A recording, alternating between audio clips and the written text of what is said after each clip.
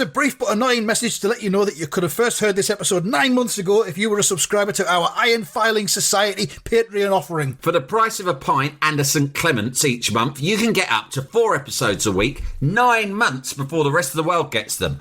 Early access to regular episodes, lots of other marvellous benefits, and there's absolutely no adverts or brief but annoying messages like this that will get right on your ticks. Find out more and subscribe now at tftimemachine.com/ironfilings. Here we go, here we go, here we go, here we go, this is it! This is Top Flight Time Machine. I am Andy Hotbody Dawson. Pow, pow, pow. I'm Sam Nifty Delaney, so what? It's the 5th episode of the History Box 1980s Rabies Mania.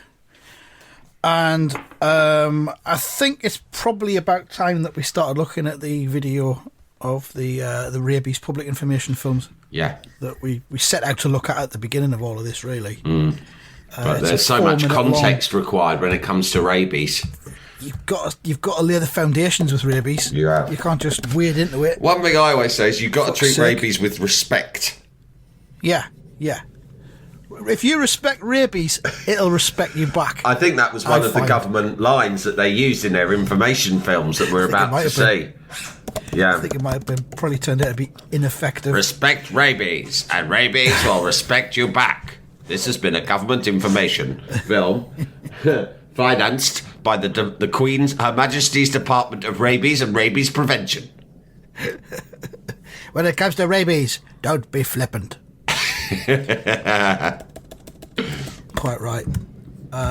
So, yeah, if you want to look for this on YouTube, the title of the video is Rabies UK Public Information Films.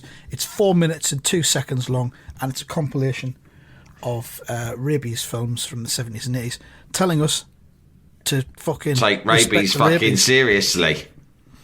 Yeah. My favourite image in the first few seconds of this is like I'm watching it now for about the 100th time, is just a crash zoom in on a zombie. So what they do is, I mean, I'm actually at the moment I'm watching The Handmaid's Tale. Have you ever seen that? No, I haven't. Oh well, it's worth your attention, mate. It's worth some examination. It's fucking right. It is fucking wild, mate. Okay. Unbelievable. I watched it because I was trying to find something to watch with my daughter, who's 15, that we could enjoy watching in the evening once the lad's gone to bed, with me and my wife and her. And we suggested that dystopian vision of a world in which women were being oppressed by men, and dwindling global fertility had meant that women were basically being enslaved as nothing more than reproductive machines, slaves. Oof. Yeah. I mean, you know, my 50-year-old sort of thinks she'd like. Fuck me, mate. For a start, there is so much weird shagging in it. It makes fucking the average Dennis Potter play look like fucking Emmerdale Farm. It's unbelievable. God. So that's been a bit awkward. Right. But anyway, I was going to say, yeah. The reason I bring it up is it is a truly chilling glimpse of a dystopia, right? Future dystopia, rooted in a fairly plausible scenario. Therefore, the whole thing's shaking me up, mate. I'm constantly shaking up. I finished series 1 last night. I'm fucking shaken up. I don't mind telling you. I would say my observation would be dystopias are rarely not chilling. Oh, yeah, exactly. You're right. You rarely get a gleeful dystopia. If you're going to get involved in a fucking watching a dystopia, get ready to be chilled.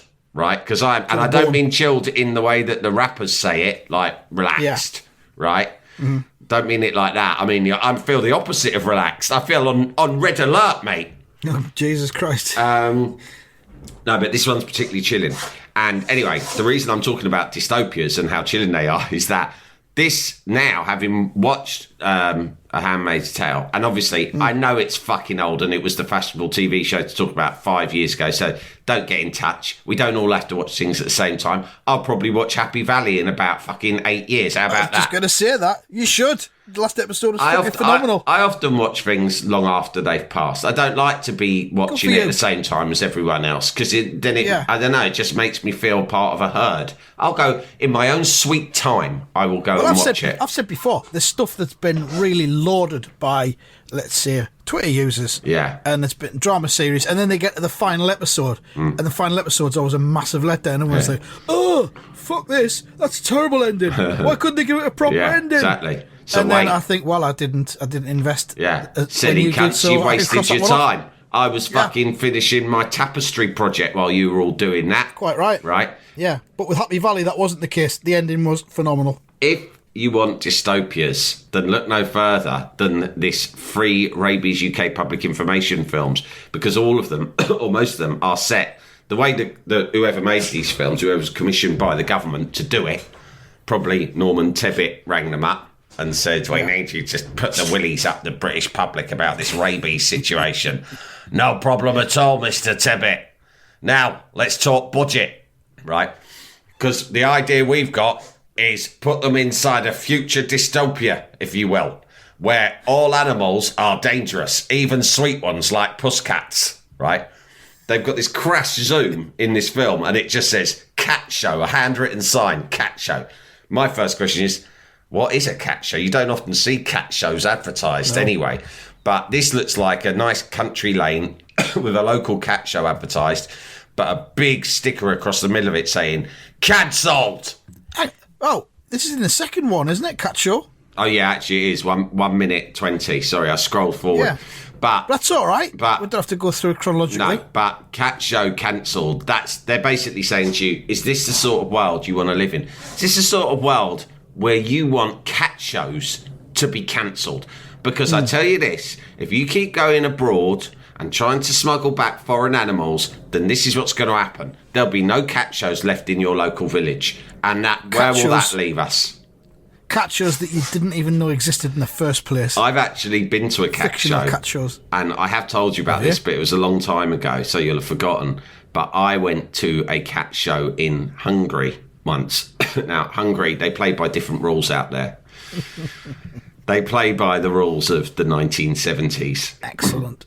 And my kids were fairly young, and my father-in-law said, right, we were going over there at Christmas. He said, right, I've got some tickets to the Budapest State Circus. And I was like, fucking hell. Like, I don't like circuses. Circuses are fairly weird, creepy, and quite politically incorrect at the best of times. They're also circular. Does that unsettle you as well? It does, actually, yeah. Yeah, it the does. ring. It does. Don't like sitting in rings.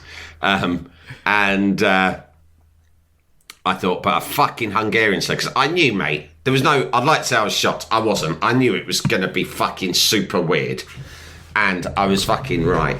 And they did have one lion, but the lion was off its tits, right, sedated up to its bollocks. I doubt there are any laws about protecting animals in Hungary. Especially lions. There's probably laws about keeping lions subdued in Hungary. Yeah. So it's flea bitten. They're hitting it with a stick, trying to cajole it through a hoop. It's very reluctant. It finally gets through it, but it's not much of a fucking show. It's just depressing. So then the ringmaster shouts something in Hungarian, something which I assume translated as "bring out the fucking cats." And then this woman in a glittery leotard comes out, and behind her is a fucking line, mate, of about 20 flea-bitten, one-eyed, fucked up Hungarian cats. Oh, no. All marching in a line. And these cats they're well drilled, I'll give them that. They are jumping through hoops. Some of them are jumping on trampolines, Andy. I'm not joking. Have you ever seen a cat jumping on a trampoline? Because I fucking have. I have not. And it impossible. sounds fun, but it's not fun because you actually just feel bad for the cat. And I was like, fucking hell, the Hungarian State Circus is just a load of fucking old cats. Like them cats you went to see when you were on your holiday last year. Do you remember? Well, yeah, in Cyprus, in Tala, near Paphos, I'm just looking because me and the kids sponsored a cat online at that very cat sanctuary. I'm looking to see if I've had any updates since we did sponsor it back in October 2022. And no, we've had nothing. All we've got is a certificate. This is to certify that Martha, as we named her, we were given the choice of naming her. I think we were anyway. But then there's a picture of her, and I'll show you if you want. There's Martha. Oh, she's a lovely cat. I've got to tell you, mate, not to be flippant, but I'd be very surprised if that cat was still alive. Oh, you think? They'll have had your money. That's why there's been no further communication. Yeah, what? Your cat? Your sponsor or what? Oh, yeah, Mr. No, Dawson. here. Oh, yeah, cat. Mr. Dawson, your cat, of course, sorry. You just wait there. Oh, meow, meow. Oh, yes, I just check on her. Martha is her name, that is correct. You very well, very well. You want to see picture? Okay, I could send you a picture maybe in the post. I'll just write that. Oh, you want to see it now? No, I'm afraid not possible. Not possible. We're not allowed to film the cats, I'm afraid. No way. I tell you what, I'll put her on the phone for you. Hold on a minute. Hello? There she is. Hello, Mr. Dawson. Why are you calling me Mr. Dawson? You're my cat. You can call me Andy. Oh, sorry, Andy, of course. I'm having a very nice time. They look after me real well. Meow. They haven't eaten me or put me in a bar. No way. I even get paid minimum wage. Just to do my normal catting about. There you go. So as you can see, she's very happy indeed. If you want to check that was live and not recorded, ask her anything about today's current affairs. Did you see that story about the spy balloon over America, Andy? Oh, well, okay. Yeah, what do you think about all that, Martha? Oh, very shifty, I think. I don't trust the Chinese. Not just the Chinese. Yeah. Yeah, I might have to chase up Martha and see what's going on. I would look into that because it's suspicious you haven't heard anything. But she is/was a lovely looking cat, very distinctive. She is. She's got, like, front of her head, from the ears down to her nose, there's a straight line going straight down. And on the right-hand side's ginger, and on the left-hand side's black. Yeah, it's fair. I've not seen those kind of markings ever before. No wonder you picked that one out. Yeah. So, there we are. Anyway, also at that Hungarian circus, just to round it off, the cat show was not nearly the worst of it. The worst of it was they did an American, what they called American basketball display. And all these gymnasts came out and they were jumping on a gigantic trampoline and doing really elaborate, like, slam dunks. So they'd run, they'd do like a triple somersault, and then on the way down, they'd slam the ball through the hoop. It was quite good. Yeah. And they were doing even more elaborate stuff like that, like both jumping on trampoline, passing the ball to each other, slam dunk. Great. All right, this is a bit of fun. It's better than the cats, at least. But Don't tell me they started doing that with the cats. No. Put them in the basketball I knew there'd be a twist, and that was one thing that I suspected. I thought maybe they'll start slam dunking those cats. But in a way, it was worse, Andy, because then the ringmaster, after we'd watched this for 5 or 10 minutes, said, "Now, special celebrity superstar display all the way from America, American basketball star himself."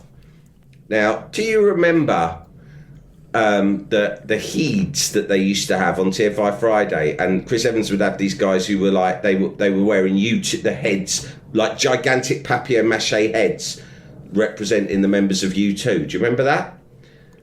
Very vaguely, yes. So it's like, if you imagine like a normal sized human, but on his head he is wearing a huge fucking mask, so to speak, a giant papier-mâché head, more than a mask, a head, gigantic, so big that they can barely walk, right?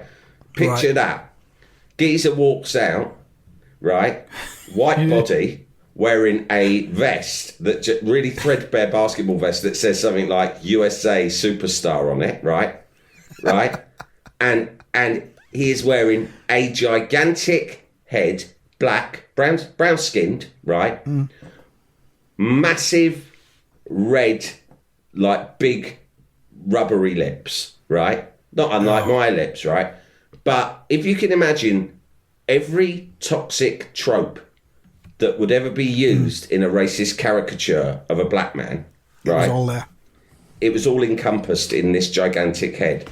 And not only that, mate, the bloke's body was clearly white. He was wearing shorts and a vest, so he was as white as any Hungarian, which is pretty white. But he had this gigantic black head on, and it was just racist. It was as simple as that. Was he meant to be a particular basketball player or a generic one? He was known simply as American basketball superstar. And he comes out with this big wobbly black head, and the crowd are going fucking wild like seals. Before the cunt's even done anything. They're clapping, they are laughing hysterically.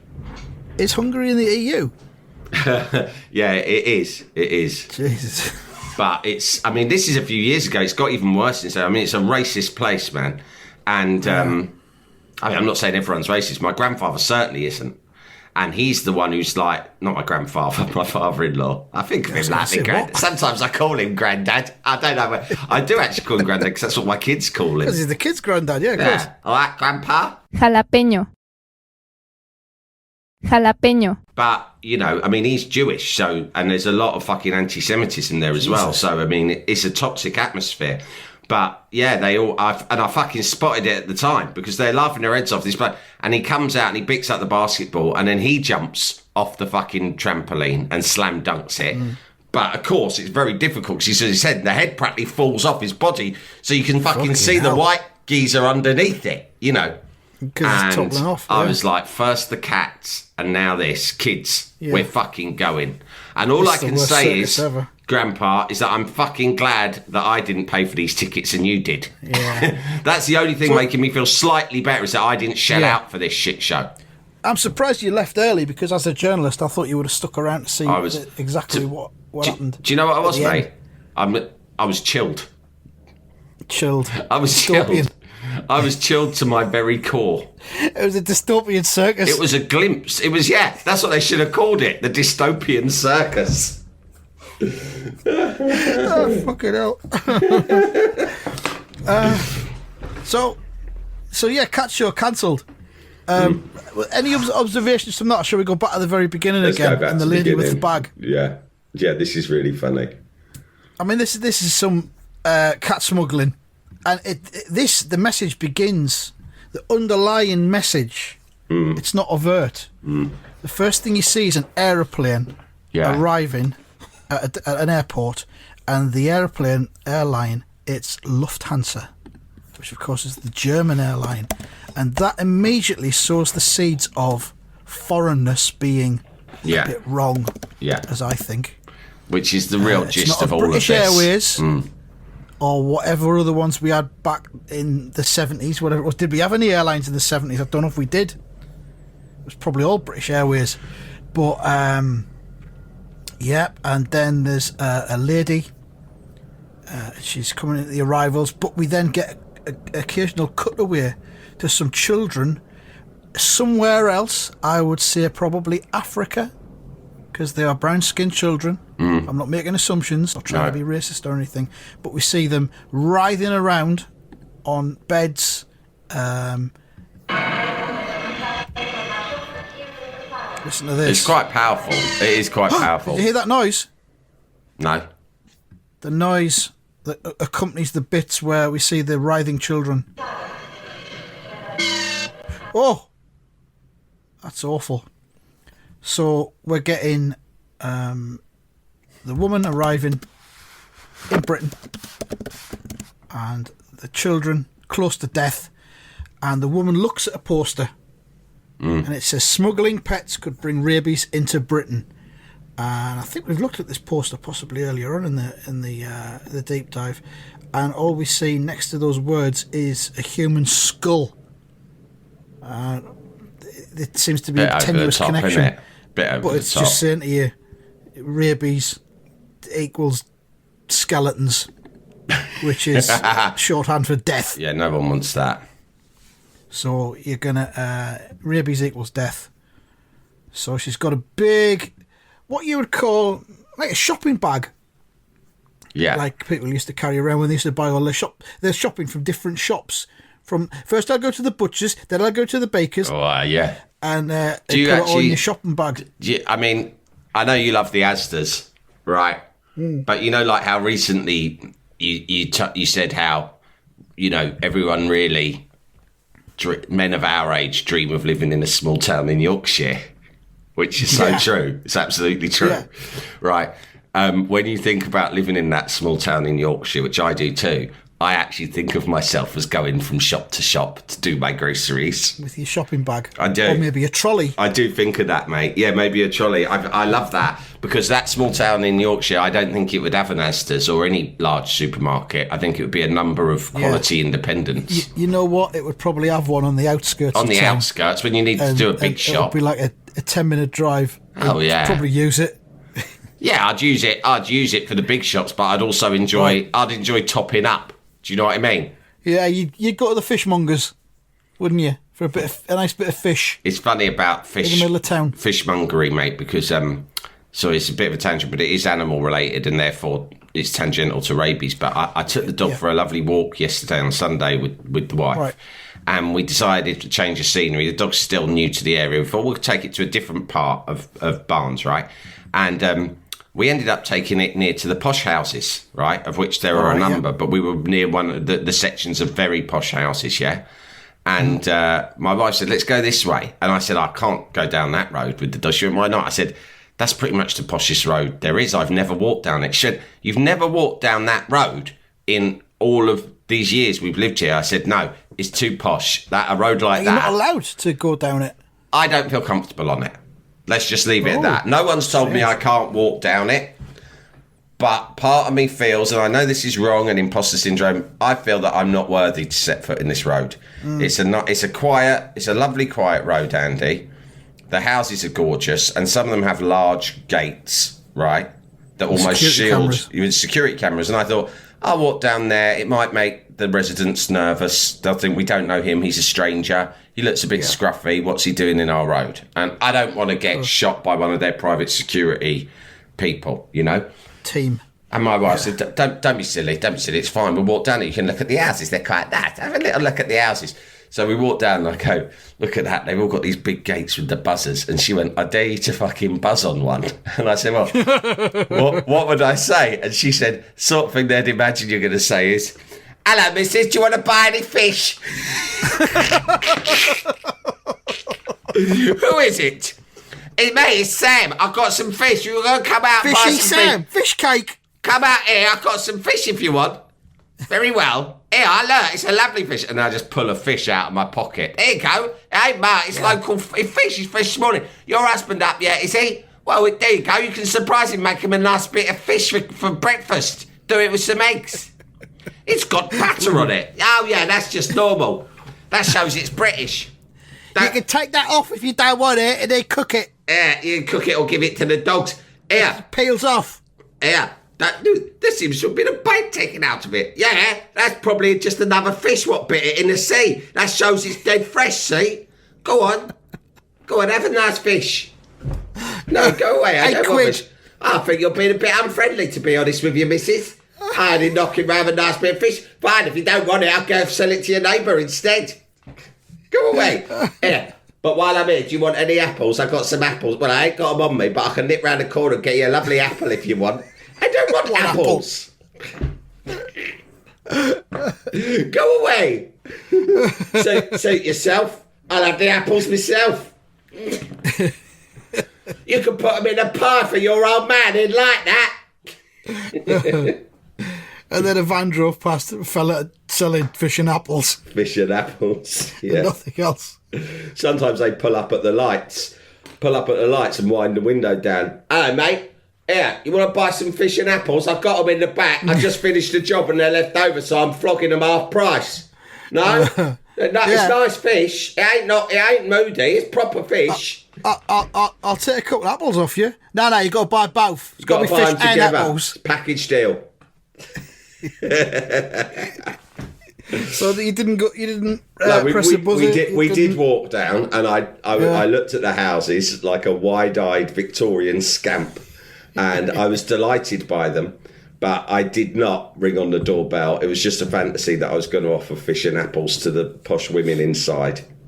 Very good. They'd have never opened up. But I could show the fish to their security camera, couldn't I? Here, I'll hold that to the camera. Look at that. The lovely fish, that. What breed of fish is it? I don't know. I'm not an expert, but it is fish. I can smell it. I sell them, I don't catch them. It could be anything. Could be anything, but it's definitely fish. It's not a mammal, I'll tell you that. So the woman she goes through the nothing to declare bit. She's got a big shopping bag, and she's looking very pensive.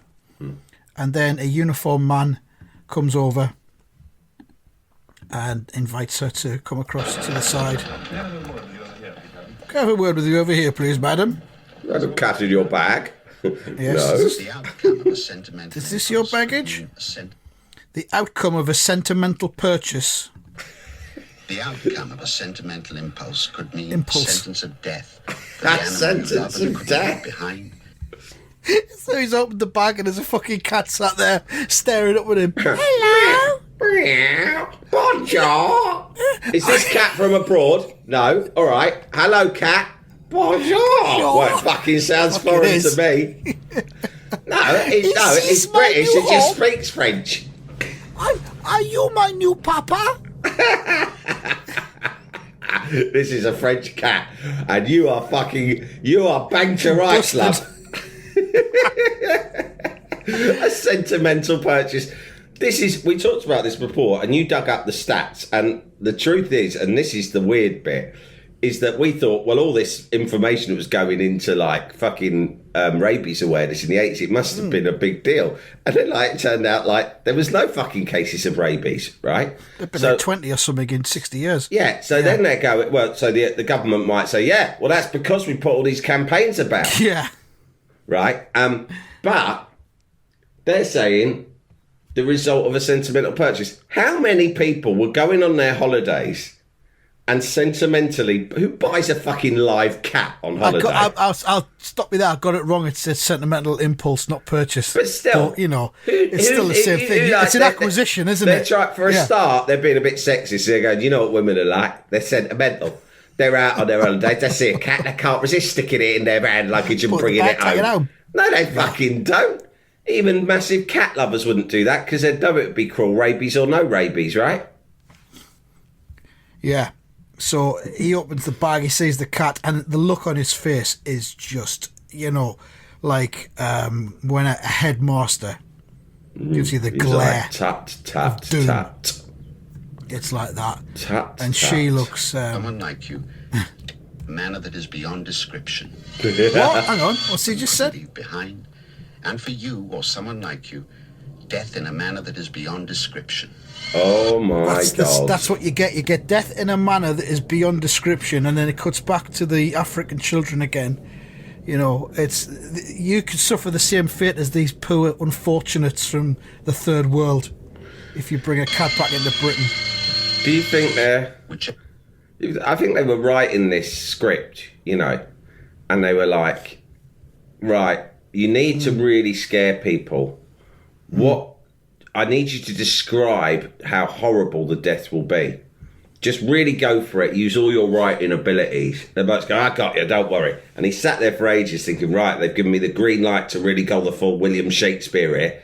And he's written about 10 different fucking descriptions of the death, but none of them are quite right. And he's thrown them all away in the waste paper bin, and eventually he settled with the line, a death that is, well, it's beyond description. The geezer's, his boss has gone, but I asked you to describe it. Well, I'm afraid... I have, in a way. In a way I have, because I tried and I realised it is so bad that it is beyond description, so I'm just telling the truth. Can't you put a bit of detail in? Like, I don't know, you'll shit your pants, right? No. It's worse than that. Well, what is it? I can't tell you. It's too upsetting. You might shit your pants, but you might not. There's lots of other ways that you could go. But I want them to think about it. I want them to think, will I shit my pants? Maybe I will. Don't tell them. Listen, apparently I heard from someone, but it was actually my kid because one of his mates at school told him. But it could be true, is that you can get so scared that you end up shitting out of your own mouth. Put that down. Write that down. It comes out of all your holes, even your knob end. Yeah. Imagine shitting out of your cock. Write that down. We could have that as the opening line. Imagine shitting out of your cock. It could happen if you bring a cat home from France. And then it ends quite abruptly. Whichever way you look at it, rabies means death. There you go. Which it does. We've Fair established enough. this already. Fair and enough. then we get another close-up on that poster which says smuggling pets could bring rabies into Britain. Rabies is a killer, it says. And that's why we're reawakening the rabies campaign here. We'll leave it there because there's another 3 short films to look at. We'll do them next time while we keep the awareness going. So thanks for listening and be careful. Goodbye. Don't smuggle cats. Goodbye. Au revoir.